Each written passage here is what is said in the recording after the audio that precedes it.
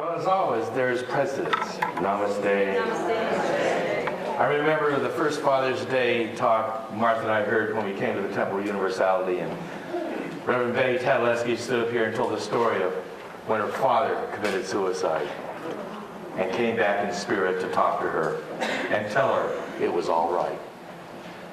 Well, I do have a father like everyone here, and I am a father, which means I have children. And it also means that there were mothers involved, which is part of Father's Day, because it is one whole picture. But life itself here on the physical plane is a mirror, and it reflects who we are, what we believe, and what we see.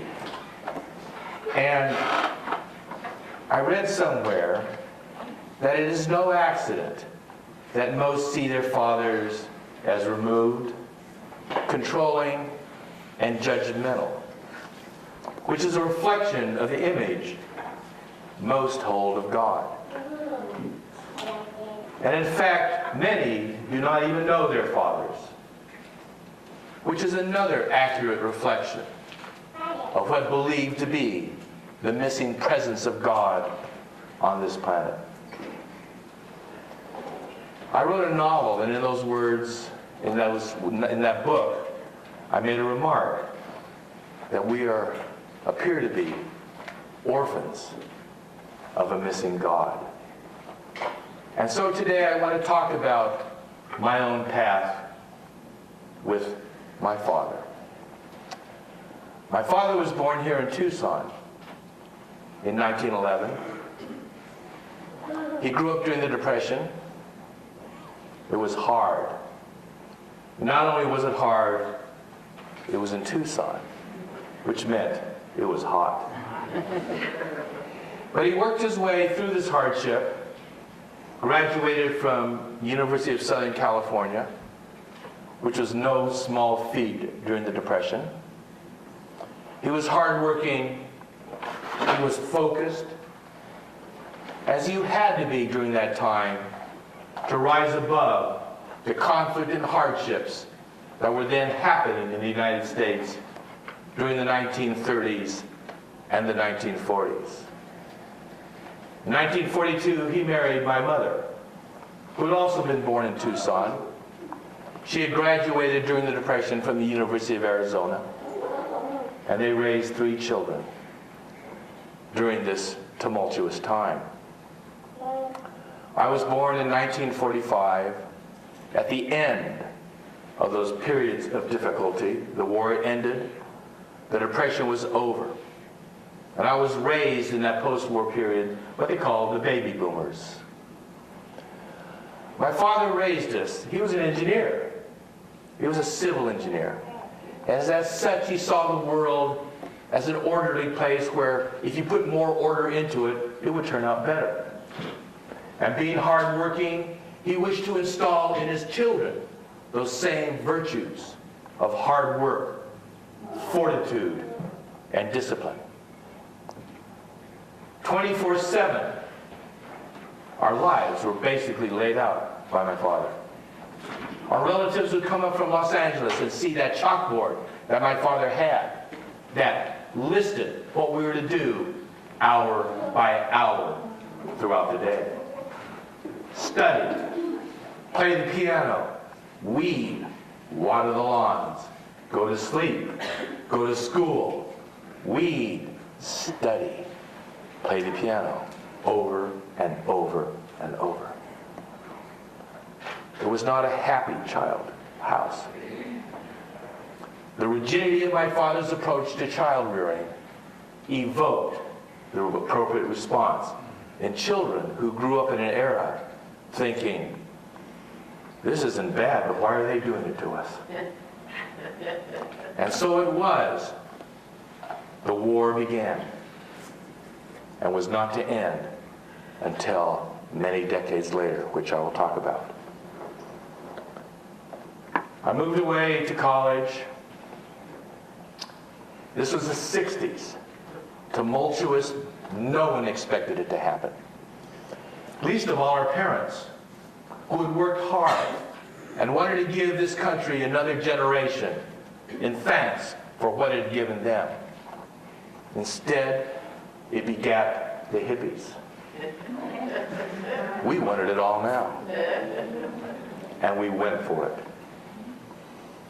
Much to my parents' chagrin, I dropped out of law school in 1966 and ended up running the food concessions of the Avalon Ballroom in San Francisco. Most parents didn't have that quite seismic shock. Janis Joplin, the Grateful Dead, their son, who a year before had been at law school, was in the middle of this collective insanity that they could not understand. And in my insanity, I invited them to come down to San Francisco and take a peek. Only in retrospect was I able to understand the insanity of that request. They came, and I'm sure it did not help matters at all. I was married that year, 1967,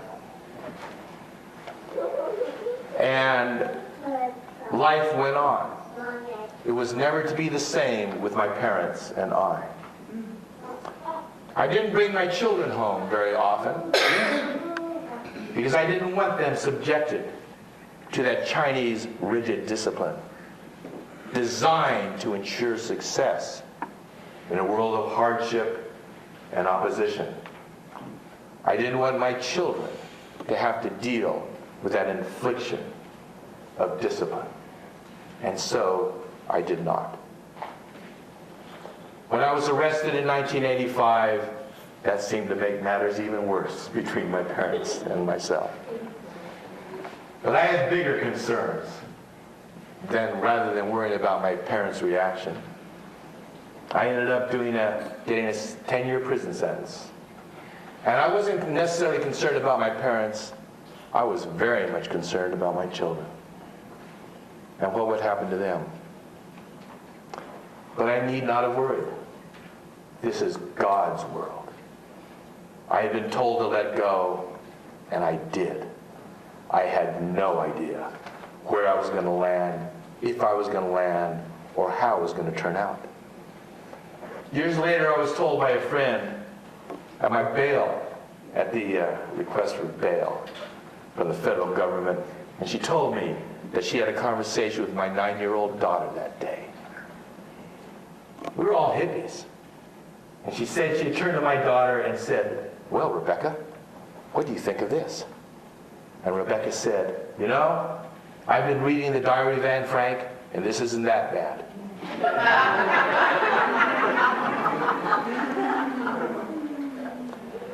One year into my sentence, my son had won an award and sent me $25 of the $50 he had won. I opened up his letter. My daughter's letter was next to it. I imagine she sent it the same day. And she'd scribbled on the outside, clearly she had already sealed the envelope up, and she said, "Dear Dad, I'd send you some money too, but your daughter is flat broke."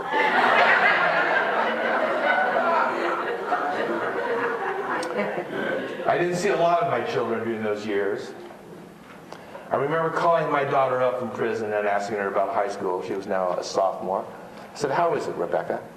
And she says, "Well, it's not as bad as I thought it was going to be." I said, "Why did you think it was going to be bad?" She said, "Well, most of my friends graduated last year." "Graduated? You were a freshman. Were you hanging out with seniors?" She said, "Yes." I said, "What are you doing? Driving around with these kids with pickup trucks and gun racks?" I said, "It's a good thing I'm in prison. I'd be driving around trying to find you all night." And she said, "Dad, don't worry. Just keep thinking I'm in the 6th grade."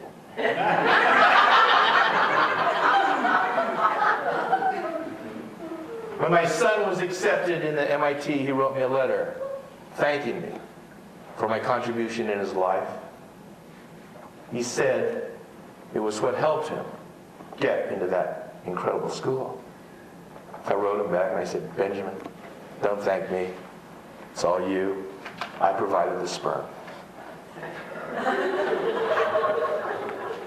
I didn't have to worry about my children. Later on, Rebecca went to school in Paris, American University of Paris, Sorbonne, graduated cum laude from Barnard. Benjamin went on, MIT. It was an extraordinary journey. But when I got out, that was when the relationship with my parents started moving in another direction. My mother came to visit me. My father had gone to Los Angeles. She took the first chance to come see me in San Francisco after prison. And we talked until 2 in the morning. She told me things she had never told anyone. And I remember getting a letter from her during my 7 years in prison. And she said, "My dear son, my dear talented, brilliant, and rebellious son, we will always be together." It's the kind of words like that that can pull you through a relationship with one's father that was as distant as it was meant. My relationship with my father was a key piece in my understanding metaphysics. In 1967 in the Haight-Ashbury, I had my chart done. Guy reads my chart and he says, this person will have a conflict with one of their parents, probably their father. I was a year out of law school. I thought this hippie astrology stuff was just like macrobiotic bread, something that they did. And when he read that out of my chart, I knew life was not what I thought it was. It was far deeper. There was a plan for each and every one of us. I knew by the time I reached my home on Haight Street, 3 blocks away, that if astrology were true, it meant 2 things. And I couldn't say it was, because I had only considered it being true for the last half hour. The first thought was, if it were true, there was a connection between each and every one of us in the universe. Because if I had a chart that laid out my life plan like that, so did everyone else. Whatever that chart was, however difficult, however easy, whether it meant they were a woman, a girl, anything, a man, a king, a hero, a convict, it was all laid out. And then the second question came into my mind. If astrology were true, and we all had that destiny, where was the free will? Where was the free will? And why were we here? That's what set me off on a period of extraordinary questioning. The answers, which I can say, I have a lot more now than I knew then. And they're a lot better than I feared them to be when I was only 22. I had that incredible talk with my mother. I didn't know it was going to be our last when she left on that bus back to Sacramento the next day. It was. On Halloween, Martha and I were preparing to go out in San Francisco, as Halloween is only in San Francisco. The phone rang. It was my father. He told me my mother had died in Turkey. That changed everything. The war was over. We didn't discuss it. None of us said, you had done enough. No talking. Maybe that's the way fathers and sons do things. Maybe that's the way Chinese do things. But it was certainly the way my father and I did things. My mother had brought us together with the highest price she could pay. But I knew that was the one thing my mother wanted. I knew what a mother's love was all about, because I had been privy to it all my life. So what happens is my father gets buried in the cemetery up here. My mother gets buried in the cemetery up here. And in 2005, we meet Hoyt Robinette, the psychic. And in my talk with Hoyt, on my way there, they were telling us in the car what was going to happen. They said, you're going to write down on the billet the names of people in spirit. These people come in and give you the advice and the answers that you want. She said, for example, if your parents aren't here, you could write your names down. You could write their names down on it. And I was on the cell phone driving in there, and I said, why would I ask my parents for any advice? I never listened to them when I was alive. The lady was shocked. It was the truth. So when the spirits came in During that first meeting with Hoyt Robinette, he says, there's a Hamilton. I said, that's my father. And Hoyt is listening. And he said, he's telling me that he's involved in this project. And that changed things.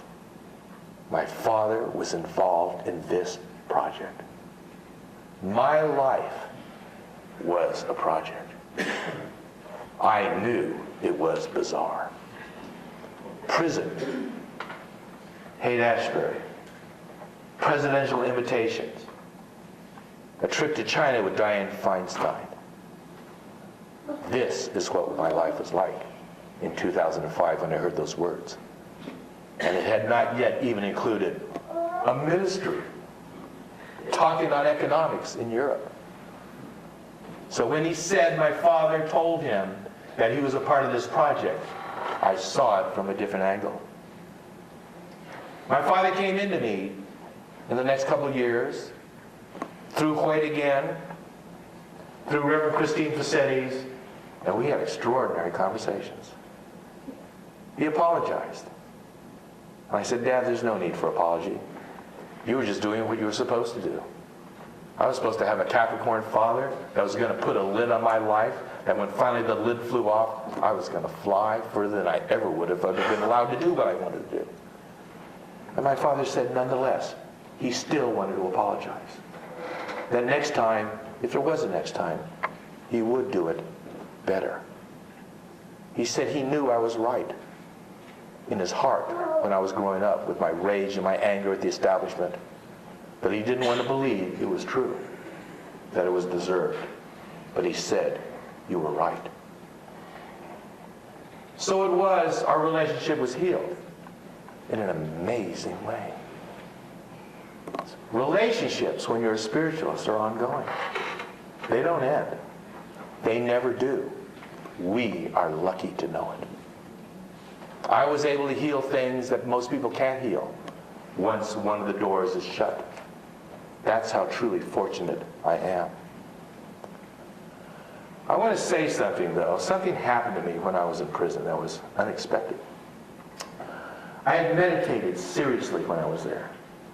I wasn't good at lifting weights. I tried to do it one day and almost passed out. So I decided to go in and meditate. I'd done it before, but this time it was serious.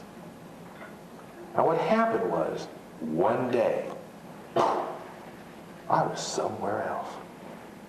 One day, I knew I was there. One day, I was one with it. It's not something you tell people.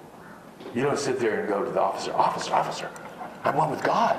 You don't turn to your bunkie and go, this is amazing.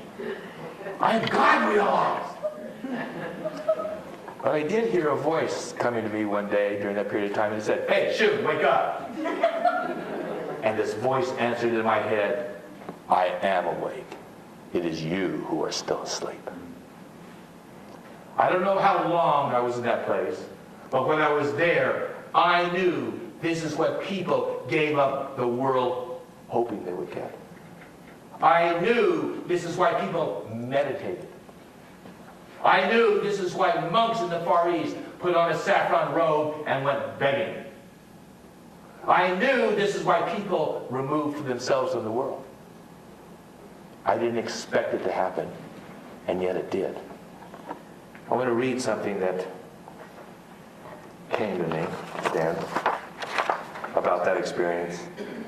Seeking, searching, ending, finding, the soul's ascension, the self's release. Restful knowing, the soul embracing. And